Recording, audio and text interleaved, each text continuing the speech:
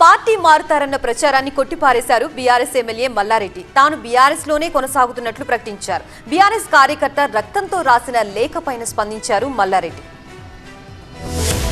BRS MLA Malla Reddy party మారుతారంటూ జోరుగా ప్రచారం జరిగింది. మల్లారెడ్డి వేరే పార్టీలో చేరుతారన్న ఊహాగానాలపై ఆవేదన వ్యక్తం చేస్తూ బీఆర్ఎస్ అభిమాని రక్తంతో మల్లారెడ్డికి లేఖ రాశారు. మల్లారెడ్డి, నిన్ను కష్టపడి గెలిపించాం, మంత్రిని చేశాం. ఇప్పుడు పార్టీ అధికారం కోల్పోగానే బీఆర్ఎస్ కార్యకలాపాలకు దూరంగా ఉంటారా, చరిత్రహీనుడిగా మిగులుతారా అంటూ ప్రశ్నలు సంధించారు.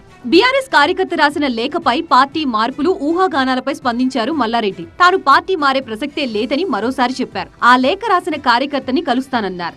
రాసినందుకు చాలా బాధ అనిపించింది నాకు. ఎవరో అడ్రస్ కూడా రాయలేదు. తప్పకుండా నేను కలుస్తా. నేను ఆయన బాధ అంతా నేను పార్టీలోకి వెళ్ళి మారుతున్నాను బాధ.